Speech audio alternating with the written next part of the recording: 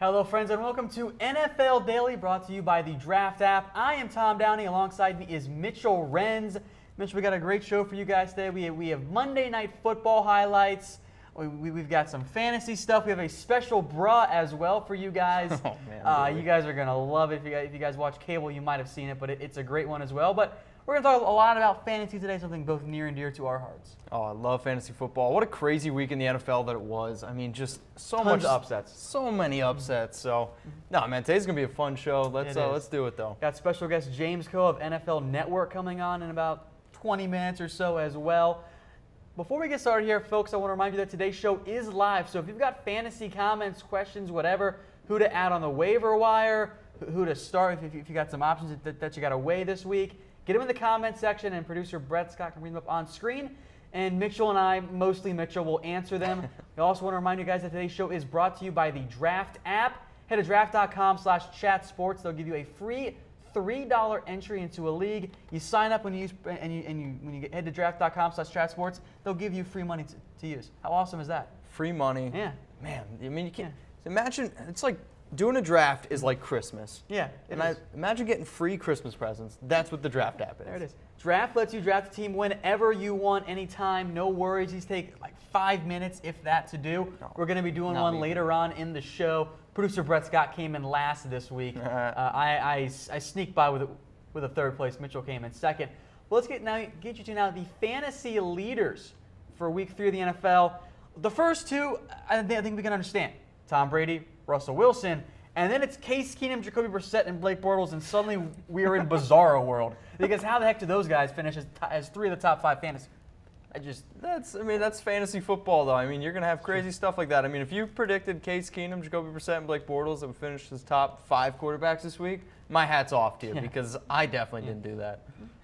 The second page here of your quarterback leaders, Kirk Cousins, who get a little bit more reasonable than Brian Hoyer, then Aaron Rodgers.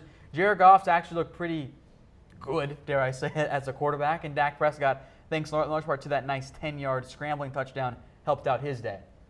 Heading out to the halfbacks, and Todd Gurley has been on fire this year. He had almost 38 fantasy points. This again based on PPR scoring.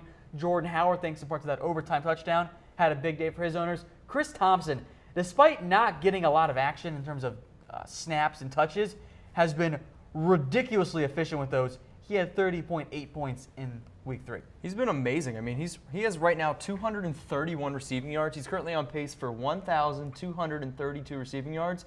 I think he's top 10 in the NFL receiving yards. Man, if he keeps up with this pace, he's going to be putting up some serious numbers. Dalvin Cook, Kareem Hunt both had quality days, the 2 first-year players. Carlos Hyde, Devonta Freeman continued their strong play. Duke Johnson, who's been very valuable in PPR leagues, continues to perform well. Bell kind of had a big bounce-back week for his owners. Not the top 5 halfback they were expecting to get, but still top 10, a RB1. No, he's been an RB1, and I think we had such high expectations for Bell. I mean, he was a guy who averaged 157 yards from scrimmage, and he just hasn't put up those kind of numbers, but he's still been super efficient. He's still been really good running back, so it's good to see him in the leaders column. And then Christian McCaffrey rounds out the top 10 among halfbacks. Receivers Stefon Diggs and Larry Fitzgerald both went off for their owners. Fitz was unguardable against the Cowboys. Fitz was unguardable, 13 catches, 149 yards, and a touchdown. Really took advantage of that Cowboys defense. But, Richard, if you're watching, man, I'm sorry that I told you to sit Stefon Diggs. He played pretty well, so sorry, buddy. Brandon Cooks had the big game owners were expecting from him. Now that he's with the Patriots, he had a monster game. Odell Beckham stepped up. Sammy Watkins stepped up on my bench right alongside T.Y. Hilton because I played Michael Crabtree over them. I tweeted out the gif of Han Solo saying it's not my fault because that's how I felt. T.Y., I mean, who would have predicted T.Y.? The Colts haven't done anything all year, and then T.Y. just goes nuts. And then kind of 3 of the more standard names we're used to, A.J. Green, Antonio Brown, and Doug Baldwin. And then Sterling Shepard, who has very much outperformed Brandon Marshall this year. Very much so. I mean, not that I expected. I mean, Shepard actually played the second most snaps in the NFL last year, behind only Dontrell Inman, of course. But it's cool to see that Sterling Shepard is on the field a lot more. What an unbelievable stat. I know, Shepard right? and Inman lead the NFL in snaps. Never would have guessed that. Dontrell Inman led all wide receivers in snaps played last year.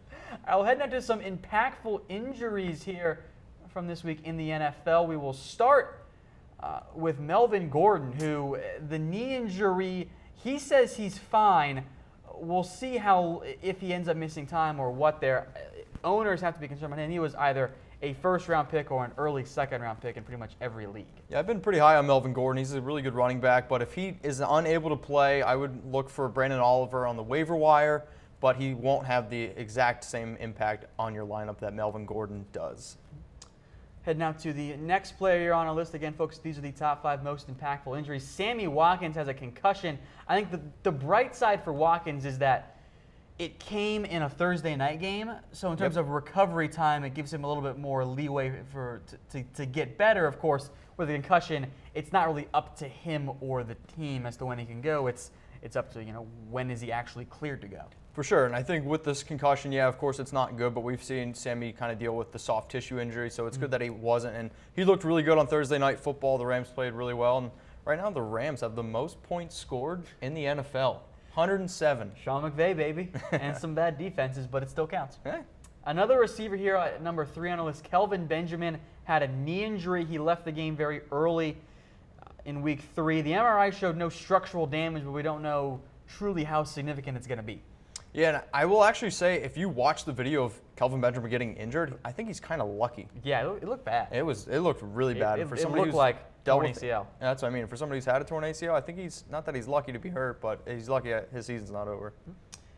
Next player on the list here is Tyler Eifert. He was on here last week. He's back on it because of the reports saying that he's dealing with that back injury. He's going to miss multiple weeks now. Is something Eifert owners have unfortunately become accustomed to. Hey, we could probably just lock him in here on this impactful injuries every single week. I mean, here's a guy coming into the season who's missed 27 games in 4 years.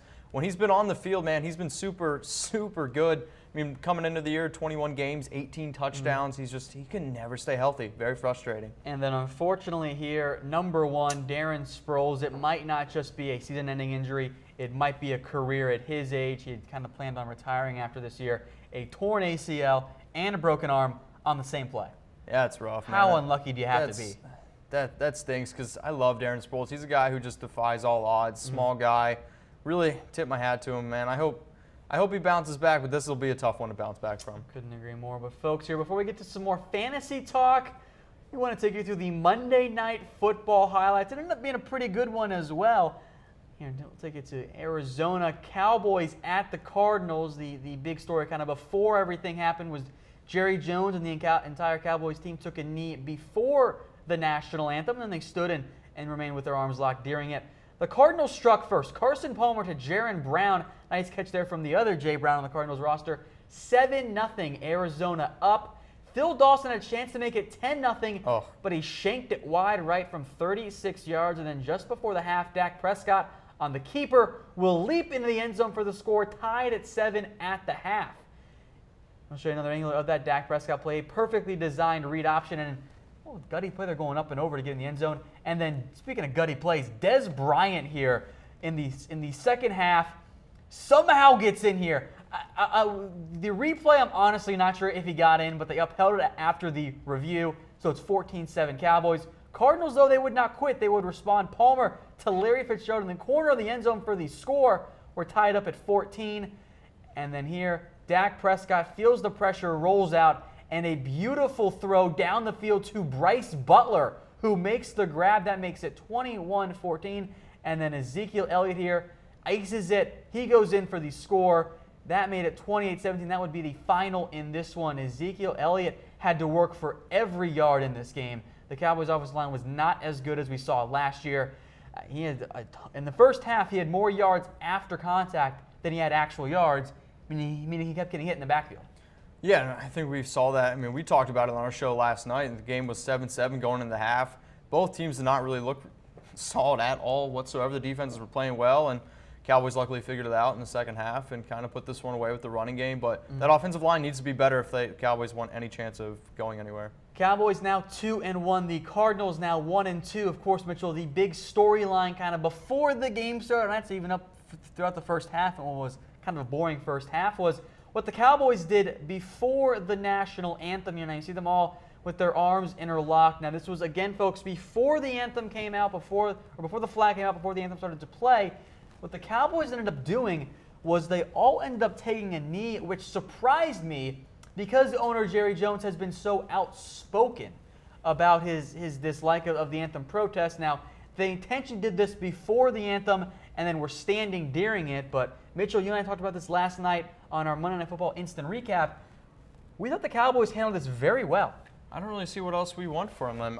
They took a knee as a team. I think it's nice that they interlocked arms, and I mean that's what we need to do right now in this country is lock arms and just kind of like reach out a helping hand. And then they stood for the national anthem. So honestly, I thought the Cowboys handled it in the perfect way that they could have, and I was happy that it happened to this. But man, I'll tell you what, I want to talk football. I know. I'm done talking this stuff. I've written more articles on this than I can even tell you about. I want to talk football, so that's really what I want to do. We'll get to some fantasy stuff here in just a moment, Mitchell. We do want to get your guys' reactions on this as well one last time here before we move on to fantasy stuff. And look, there were some comments that from our Cowboys report show at halftime that we did that were like that fans were still upset by the Cowboys and what they did. And my question is, no one has yet to answer this for me. No one has given me an answer. What else do you want? Like, seriously, for those who thought it was disrespectful to kneel during the anthem, who thought it was somehow disrespectful to the flag itself or to the military members, this part, they didn't do it during the anthem, they didn't do it during the flag. So for those of you who are still upset, what more do you want? Yeah. Like, because if you're still upset, at that point, you're actually not upset about the flag. Like, that's not what's bothering you. And that's okay. Like, it's okay to be upset, but it's no longer about what you claim it is. No, and you're 100% right. We have seen some vile comments here on the show that I don't feel comfortable sharing on air. Yeah, I actually can't even believe that stuff like that still happens in today's world. And then mind-blowing. And that is why they kneel in the end. Yep, so straight up. Jesse says the player protests do not make him less of a fan, so I'm on board with you there, Jesse. But we will get back to football here in just a second. I know everyone's been kind of maybe just tired of the anthem stuff. So here's something a little bit more lighthearted. We have a special edition bruh for you guys. This happened Monday night on Jeopardy. Take a look here and have your volume turned up because you got to hear what happened. NFL teams 400. Wide receiver Michael Irvin. Played for the Dallas Cowboys. Less than a minute. Running mate. Good. NFL teams 2. Defensive tackle Mean Joe Green. Played for the Pittsburgh Steelers. Yvonne. NFL team 6. Running back Marcus Allen. Anupama. What is Colorado Rockies? No, sorry. Dennis or Yvonne? Who are the Los Angeles Raiders? And They absolutely got saved by the buzzer there because if it wasn't for that, they had the two harder ones upcoming. I think they would have gone 0 for there. I literally can't even believe that. The Colorado Rockies comment absolutely kills me. I hope somebody who's the Rockies announcer sees that. Somebody hits a home run and someone's just like, touchdown Rockies or something. I couldn't believe here. We'll play it for you guys one more time here, the special edition of Bruh.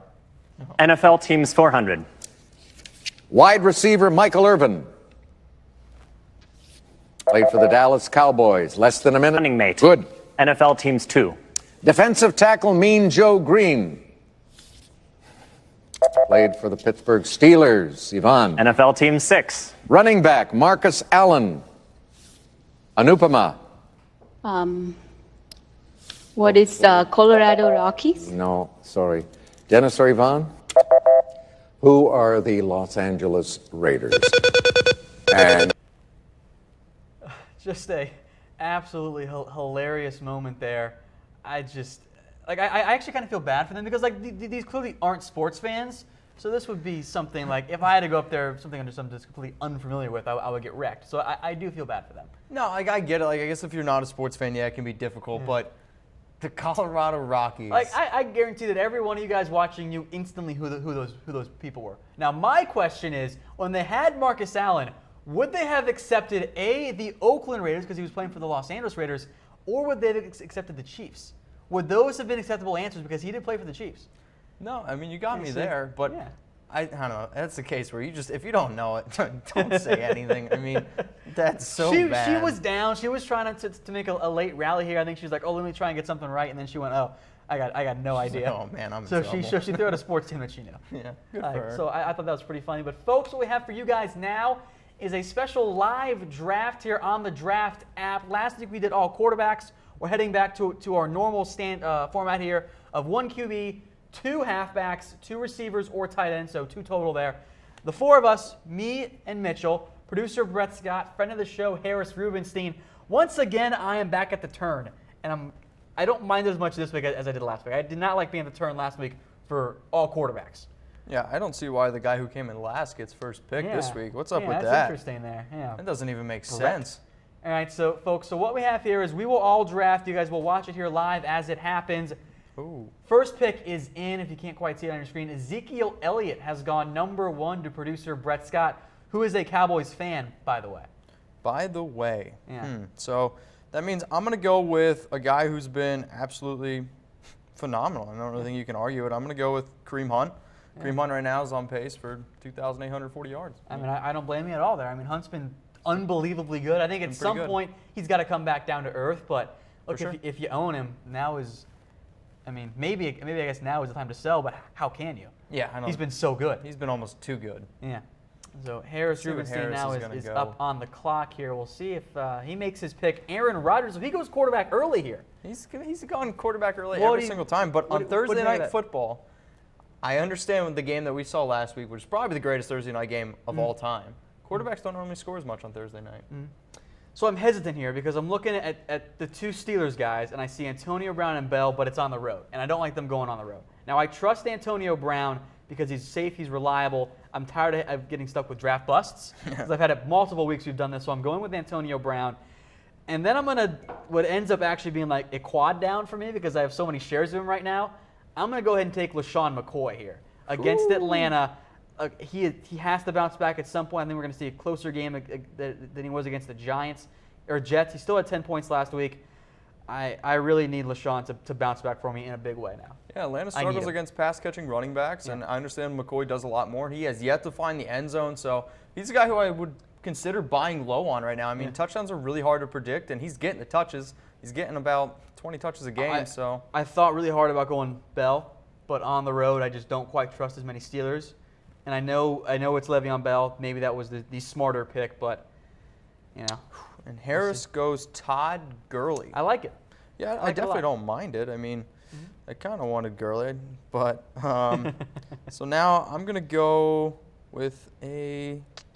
Yeah, you're in a tough spot here. Yeah, but see, I like this matchup. I'm gonna go Michael Thomas. Okay. And the reason why I like Michael Thomas is because I think Miami's secondary is arguably one of the worst secondaries in all of the NFL. We saw them get beat by the New York Jets last week, which is, we'll say, embarrassing. It's about Colorado Rockies embarrassing. So I think this week is going to be a big week for the Saints, and they're going to put up a lot of points. So there goes Bell to producer Brett Scott. He takes them at 2.4 in this 4-man draft here. Again, folks, today's show brought to you by the Draft app. Head to draft.com/chatsports. They will give you a free $3 entry. As you can see here, these drafts takes minutes to complete, and we're kind of dragging it out a little bit. We're trying to take our time here. Well, you don't have to when you're doing an actual draft here. Demaryius Thomas is producer Brett's other pick as well. So he went Demaryius Thomas, and then I'm going to go Drew Brees. He's a quarterback. He's been racking up the points, and like I said, I think they're going to put up a crooked number up on the Dolphins, who secondary I do not think is very good. I agree with you. It's been pretty. I mean, they lost to the Jets, so. Lost to the Jets, yeah. A.J. Green now goes off the board. That was the guy I was targeting. I'm a little bit disappointed to not get him. So I'm looking receiver halfback here. I'm going to go with Odell Beckham against Tampa Bay. The Bucs had a tough time against the Vikings and Stefon Diggs. So in theory, Odell Beckham should have a close enough game.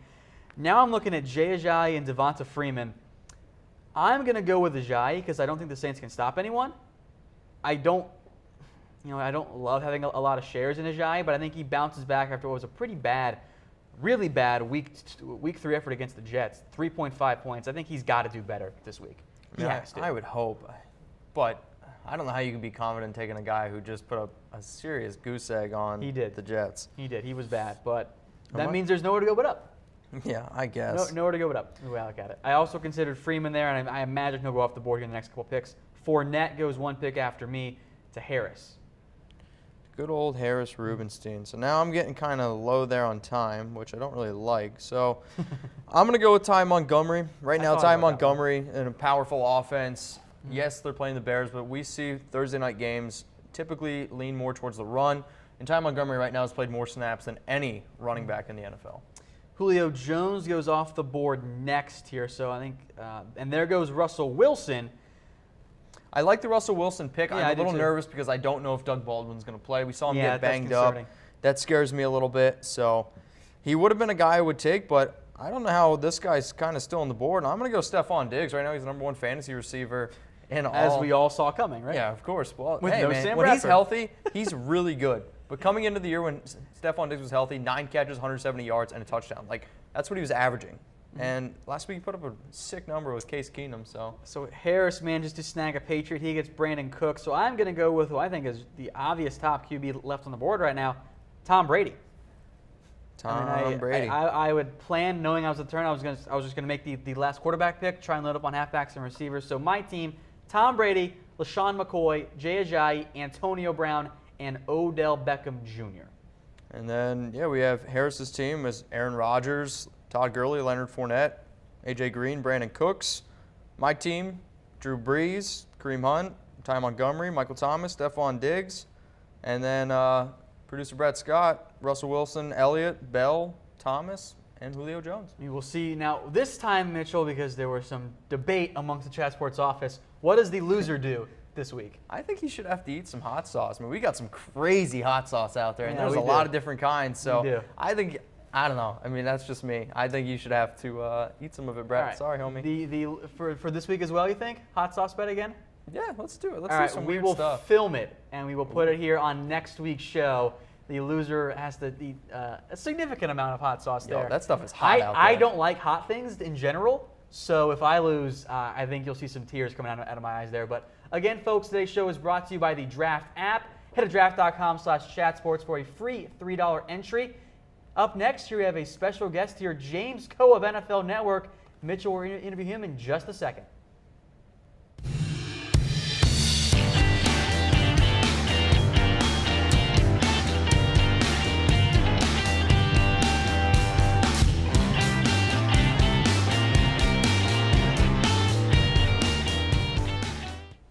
And welcome back. I'm joined with special guest James Koh from NFL Network, and we are super excited here at Chat Sports to have you, James. Thank you for joining us.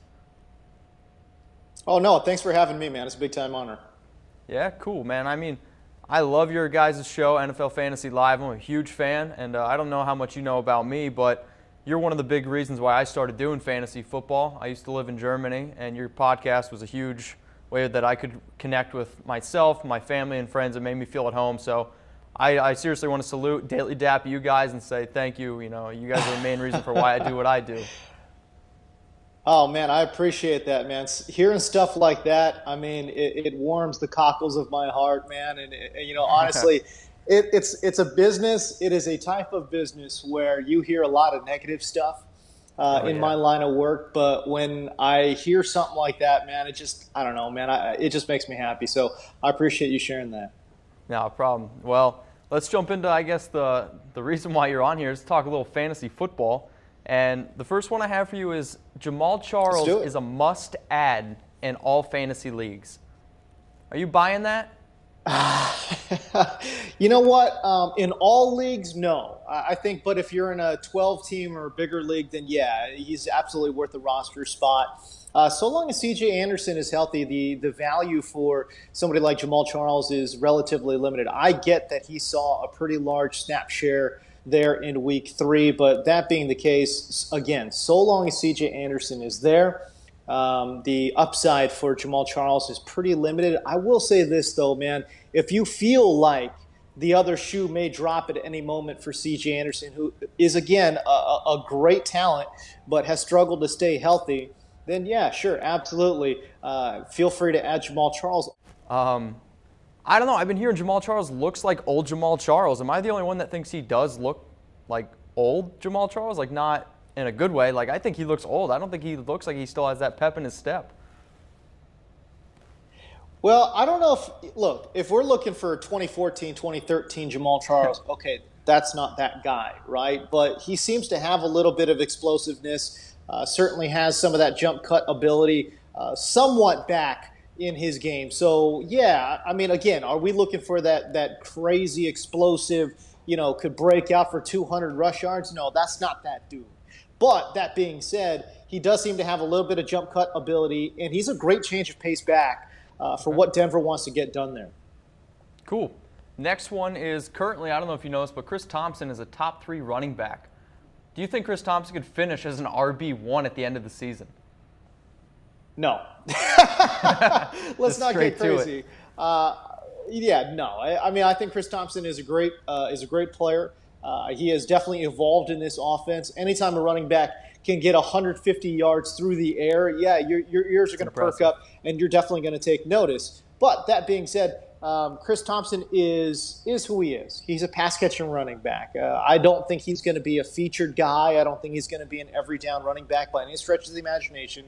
This is an offense that, is lacking a lot of playmakers. Chris Thompson is one of those playmakers. So he will see a requisite number of touches. But I think it's going to be up and down on any given game, right? Because I think the game plan against Oakland, and again, we saw Samaje Perine was not that effective. So they had to get the ball into the backfield somewhat, and that was, in large part, Chris Thompson. So when Robert Kelly comes back, will he see this kind of workload? I'm not sure. He's definitely going to see 10 to 15 touches a game. Is 10 to 15 touches a game enough to be a game breaker? Some games it will be. Some games it won't. So will he finish as the RB1 on the season? No. I've got my doubts that he finishes as a top 10 RB in general when all is said and done. But absolutely, he's a guy that is going to be in the conversation of top 20 running back. And for sure, you need to be playing him each and every week. Cool. All right, next one. J.J. Nelson, just a flash in a pan. He went for like 5 and 120, and then I don't even know if he caught a ball this week. So what do you think? J.J. Nelson, flash in the pan? Yeah. Well, there's a lot of concern around the Arizona offense. Carson Palmer clearly is on the back end of his career. Larry Fitzgerald is still going to consume a lot of targets there in that offense. And Bruce Arians is going to feed his running backs their requisite number of touches. Now, whatever is left, that's what's going to go to Jerron Brown. That's what's going to go to J.J. Nelson. I think just depending on how the coverage rolls, and this is going to be where it becomes very, very difficult, where the coverage rolls. Is it going to roll to Jerron Brown? Is it going to roll to J.J. Nelson? I felt like because of his Week 2 explosion, the Cowboys were a little bit more, cognizant of where J.J. Nelson was on the field.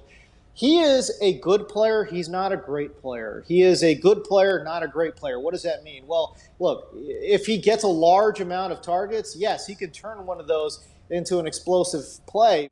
Nah, I hear you. I guess then we'll do I want to ask you one more question, and doesn't have to do with as much fantasy, and I know as much as you. We've been dealing with it as well here in Dallas, Texas. But what's going on? What do you think with the players taking a knee? What's your stance on that? How do you think that what the Cowboys did last night on Monday Night Football, they handled it in a good way? They handled it in a good way, yeah. I mean, I think it's a little bit to me it was a little interesting, right? Because they're going to take the knee before the anthem plays, but when the anthem plays, they're all going to stand and lock arms. It's like, okay, so you're going to do both. So, I mean, it's a smart strategy because it's like, well, you can't say that they knelt during the anthem because they didn't. And that being said, you can't be mad at them either because they did take a knee at some point during the pregame warm-up. So look, man, if you're asking me, here's the deal. I'm burned out by it all. I am. Oh, I hear you. And I get that I work in the NFL and I'm around it all the time. But I'm burned out by it. My whole thing is I don't understand. I truly, truly do not understand the vitriol by which the players. First of all, let me just say there's so much, misunderstanding about when people throw out the Constitution. Okay, it's like, yeah, is it a constitutionally protected right? Yes, absolutely. But it protects you from the government so that the government can't say that you can or cannot do this thing, right? I always find it interesting. Freedom of speech. Freedom of speech to me is, again, Constitution protected. Yes, I'm a journalist, man. Yeah, of course. But it's basically to protect the people from the government, right? So I always bring up this example of if you're let's say you're working at a fast food restaurant and you say, oh, man, don't eat. You tell the customers, don't eat this food. It's going to make you fat. Well, listen, man, the employer has all the rights in the world to let you go. Now, that being said, let me just say this. People who get that upset over this national anthem thing, I don't get it.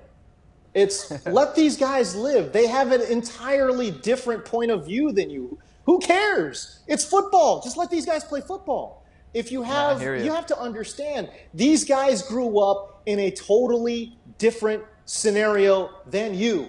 Have a little empathy there and have a little understanding that, listen, their experiences are not your experiences. Therefore, they should be able to do whatever the hell they want to be able to do. They're not doing it in a violent way. They're not doing it in a disrespectful way. Now, you might not agree with that, but take a breath and move on.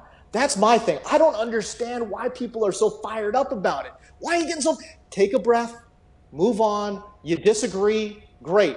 I don't think you need to feel any kind of way about it. If you disagree, okay, fine, disagree. But, I mean, why are you booing them? Why are you getting so upset? Why are you hitting up the Reddit chat board? I just don't understand that part of it all, man. I mean, just let these guys do their thing. I totally hear you, and I think you said it in a perfect way, and it's exactly what our other host, Tom Downey, and I said last night on our show. But that's all the time I have for you today. I really, really appreciate you coming on, joining me. Maybe I can get on the NFL Live podcast sometime if you need a guest. But I'm going to dap you up, man. Thank you so much for coming on our show. And anytime you need anything, you let me know. Hit me up on Twitter at MitchellRenz365. All right, man. I appreciate you guys having me on the show. Anytime you guys need it. All right, buddy. See ya.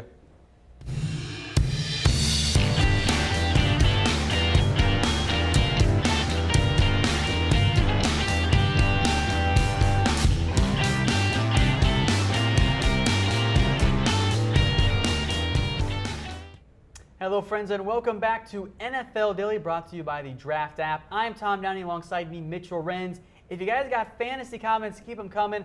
Again, a big thank you to James Koh for coming on today's show. We'll talk a little bit of waiver wire now. Look, it is a lighter waiver wire for me. I don't think it's as good as it was last week, and this happens. This is what happens in the NFL. There's sometimes just not great waiver wire weeks. One guy that you and I both like is Wendell Smallwood, the Eagles halfback.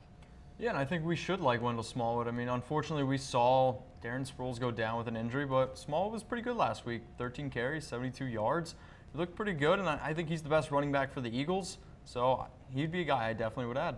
And I think we'll talk more about Smallwood a little bit later on in the show, but I think he is I think the only must-add this week for me. Like, I don't think it's a great waiver wire week, especially if you get into deeper leagues. Smallwood's a guy I think you can find. He's actually not available in my main league. Someone actually drafted him, and I was very pleased. I'm like, that was a good pick there. I like that. Touche to you, sir. Like yeah. Heading out to the next player here on our list, Giants wide receiver Sterling Shepard. I thought for sure that Brandon Marshall was going to be the new number 2 receiver for New York, but he's actually just been downright bad.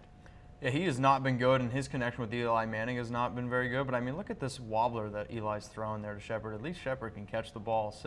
But he's been pretty good. 7 catches, 133 yards, and a touchdown last week against a good Eagles team. And I think Shepard starts to get back into that wide receiver 2 role. I mean, he played the most snaps on the Giants last year and second most in the NFL among wide receivers. One more guy I want to mention here is Vernon Davis, the Redskins tight end. When Jordan Reed does not play, Vernon Davis is a starting tight end in the NFL. He is, and like fantasy-wise, I should say. Fantasy. Well, like, he's really not that bad. He's been a really good athlete, and Kirk Cousins likes throwing to the tight end, and yeah, like you said it, when Jordan Reed doesn't play, well, guess what? That happens really often. It does. So get Vernon Davis. He could be a pretty good option for people who really need a tight end. We are going to head now here to some fantasy football rumors. A new little segment we have for you on today's show. We are going to start with, kind of some of the stuff that it's what people are talking about, trying to get down to the bottom of what's actually going on. The one we'll start with here is actually Cam Newton, who has not looked very good. He has looked downright bad. The question is now, Mitchell, can we cut Cam Newton? Can we cut Cam Newton? I mean, think about that kind of question. I mean, when you're thinking about quarterbacks are so deep right now. He had 8.3 fantasy points in week 3. He's outside the top 25. And when I tell you guys like Case Keenum, Jacoby Brissett, and Josh McCown have more fantasy points than Cam Newton, I don't see why you can hold on to him. He doesn't have Greg Olsen anymore. If Kelvin Benjamin's hurt, this team just does not look good. And if you can't feel confident starting Cam Newton against the Saints, when can you feel confident starting Cam Newton? In my opinion, I think I would probably drop him. Like, we will get to a reaction here for you guys in just a second because we want to get your thoughts as well. Because if you had told me this in the middle of 2015, like, oh, in 2 years you're going to be cutting Cam Newton, I would have been like, is he hurt? Yeah, like, right? Is that what happened? Like, did he tear his ACL? Because like, there's no way Cam Newton is going to be a bottom 25 fantasy. His QB. arm just doesn't look healthy. I think he was dabbing too much in 2015. So. All right, folks, get your votes in here. A heart if you're never, ever going to drop Cam Newton. A wow if it's, yeah, it's time. Or a haha if it's just, hey, let's just give it another week, see if he can bounce back. But if I'm in a 10-man league, like my mindset is always like, okay, if he got cut, would I sign him? Yep. I wouldn't sign him. I wouldn't sign him either. I mean, So that if you're in means a it's okay to drop him. 2-quarterback league, this is a little bit different. Obviously, you wouldn't drop Cam Newton if you're in a 2 QB league. But if you're in a 1-quarterback league, 12-team, 10-team, yeah, he should be on the waiver wire. I honestly can't believe that I'm saying that, but like I'm in a tough spot because I have Andrew Luck. I really don't want to carry 3 quarterbers. Exactly. So, Well, so, I mean, I he's can't not just, running. I can't just wait for Cam. Like he had the rushing touchdown against the Saints that saved him from an even from one of the worst games of any QB. Well, so I mean, like he's not running the way we normally see Cam run. Yeah. So I want to hear what you guys think. And that's what actually made Cam Newton so valuable. He's never been a great thrower. He's always been under 60% completion percentage, but he's been such a dynamic runner. He gives you that solid floor, and he gives you that high ceiling because hey, he can run for 2 TDs and 60 yards in a game. Bam, all of a sudden, you got a bunch of points right That's there. what I mean, though. We saw it entering the season. I mean, he had career low in rushing attempts, rushing yards, rushing average. Like, all the signs were there. They went out, they got Christian McCaffrey, and he's just not running the ball like we were used to seeing. And besides his MVP season, he's averaged 20 touchdowns and 14 picks, and that's just not getting it done. We will skip Melvin Gordon. He's probably going to play in week 4, so we'll gloss over that fantasy rumor. Instead, we will head to one Wendell Smallwood. We mentioned him a little bit ago on the waiver wire. The question is he the starting running back for the Eagles? I think he is. I mean, I'll be honest, I'm not really a blunt guy, and yeah, I don't really like LeGarrette either. It means 2 things, right? But no, I think Smallwood's the best running back on that team, and I think he's going to get the opportunity to be the running back that we want him to be. And I just, like I said, I've never been a LeGarrette Blount believer. He's only had, like, everyone thinks that he's like some touchdown machine. His career high minus last season was 7 touchdowns. That was his rookie year in Tampa Bay. He's just never been a good running back. Here's the thing I'm looking at when it comes to, okay, what's the breakdown here? Like, how does this work in terms of who is the actual starting halfback? Look, Darren Sproles went out in week 3, and you ended up with 5 snaps. LeGarrette Blount, who had 6, by the way, in week 2, he did bounce back up to 22 snaps, which is, it's there. Wendell Smallwood had 43. He almost had double the snaps of LeGarrette Blount. So that brings us to our reaction poll here for you guys. If you have to own an Eagles halfback, and we'll give you a cop-out as well if you don't really want to own one, which Eagles halfback are you picking up right now? Is it going to be Smallwood? Is it going to be LeGarrette Blount? Is it Corey Clement, or is it none of them? Corey Clement, by the way, had 8 snaps, or 7 snaps in this one, 8 for the season. He's kind of the Blount speller. Yeah, like I said, I mean, yeah, sure, you can go with none of them if you really don't want to get into the situation, but for me, I'm throwing a heart up. I like Wendell Smallwood. I mean, we see the Eagles, they want to pass the ball, they want to spread you out a little bit, and Wendell Smallwood is going to be on the field in those situations. LeGarrette Blount can't catch, I can promise you that. So Smallwood's going to be on the field way more. He doubled a snap count last week. I couldn't agree more, and I think with Darren Sproles out, his snaps are now going to go to Wendell Smallwood. LeGarrette Blount is still going to get the short yardage snaps. The concern with me about Blount is that the Eagles don't know how to use him right. Like, they're not letting him be that north-south runner. They're trying to run zones. His touchdown was a catch for some reason. Like, they're not using Blount in the way that he's supposed to be used. Wendell Smallwood right now is just a better fit for the Eagles offense. So Mitch and I are in agreement here. If you have an Eagles halfback, if you want one, Wendell Smallwood is the guy to own. Sticking with that theme of running back by committee messes, Chris Carson is next up here as the subject of our NFL fantasy rumors. Is he the running back to own in Seattle? Oh, man. I mean, I think so.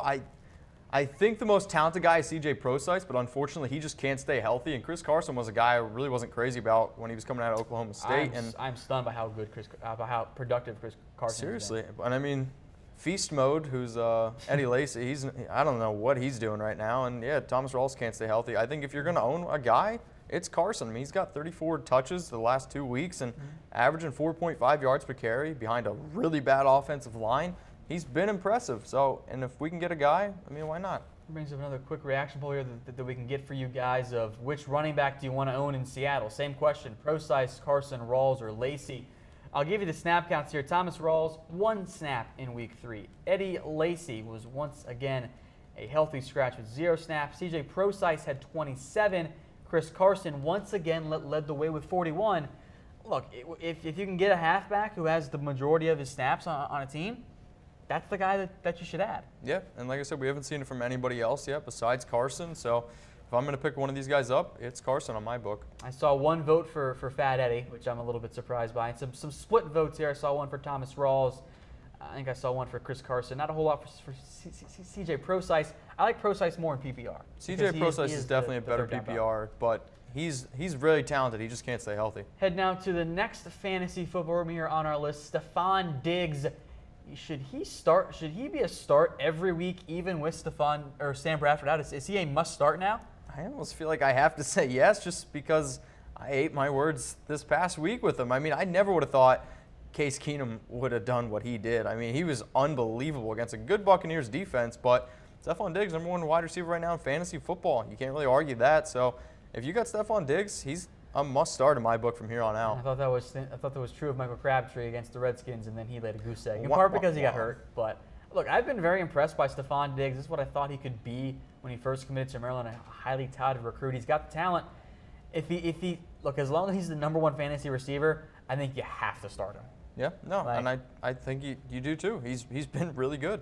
Now for a different type of one here, Jordan Howard versus Tariq Cohen in terms of PPR scoring. Again, folks, all the fantasy numbers are based on PPR scoring. Will he outproduce Tariq Cohen, or will Cohen score more points in PPR? This is a good question. This is one that I've been talking about for a while. So right now, Howard is running back 11, and Tariq Cohen is running back 10 in PPR. And it's pretty crazy to think that the Bears are producing that 2 RB1s right now. But I still think Howard is probably going to score more in standard. But I'll tell you what, I think Cohen outscores Howard in PPR. I think he's a better fit for that offense. I mean, he's seen a ton of targets. He leads all running backs in targets, and he's been unbelievable. The human joystick.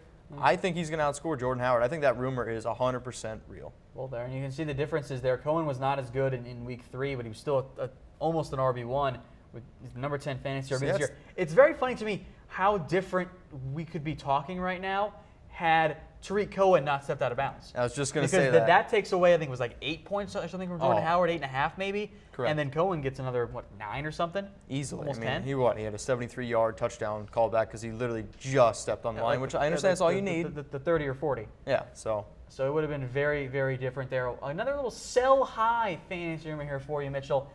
Is it time to sell high on DeMarco Murray? So this is a good question, and if you guys want like a more, complete story, I did just write one on chatsports.com, so check that out there. But I'll be honest with you guys, I think it's time to sell high on DeMarco Murray. I mean, we saw him coming into the week. People were kind of nervous about him, and we've seen Derrick Henry get a lot of work, and right now they're in a 50-50 timeshare. So, and like we saw before with Murray, I mean, that was a 73-yard touchdown run, and I don't really like to be the guy that says if you take the run away, but you take that run away, he's averaging only 3.2 yards per carry. And I think Henry's looked like the better running back. So, yeah, if you could sell high on Murray, get a wide receiver 1 or maybe an RB1, I'd do it. I'll look at it this way here, and the only outsnapped Derrick Henry by 18. That's not a lot. That's much closer to a true timeshare, which I don't like. Correct, but Henry has looked really good, and he is, I think, the better running back right now in his career. I mean, the guy's averaging 5.1 yards per carry. He's a monster, and he just needs to be given the ball. All right, we'll get to some comments now here, folks. If you guys have fantasy questions, get them in the comments section. Producer Brett Scott can get them up on screen throughout today's show. Irma Linda asks, sell high or keep Alex Smith? Can you still sell high on Alex Smith, I guess? But, I mean, if you can get like a QB1 or quarterback's so deep, but I mean, Alex Smith isn't going to put up the numbers that we saw him put up week 1. He's kind of come back down to earth a little bit, but I mean, yeah, if you could sell high on Alex Smith, absolutely do it. My mindset is I don't know who would want to buy high on Alex Smith because it is Alex Smith, and we just kind of know at this point that it's Alex Smith. Like the name brand is not high. Like, he's so vanilla. If you would slap somebody else's name, like if you would put Cam Newton's name on Alex Smith's production, everyone would want him. Yeah, no, you're but the definitely name is right. Alex Smith, so Totally it's tricky there. Alex Clear asks Carson Wentz or Marcus Mariota.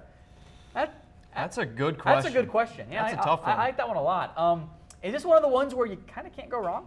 Like, I like the upside of Mariota with his legs, and I was higher on Mariota, but that Eagles team looks really good. That Carson Wentz is playing really, really well, and they're throwing the ball so much. From a fantasy standpoint, though, I'm still going to go with Mariota. I like that offense, and I think their schedule is a little bit easier than Wentz's. Wentz is going to start to get into a pretty difficult part of that schedule. He's going up against the AFC West. Richard Allen Harris is back here. He says, no problem about the Stefon Diggs call, Mitch. He's still 3-0. Sorry, my man.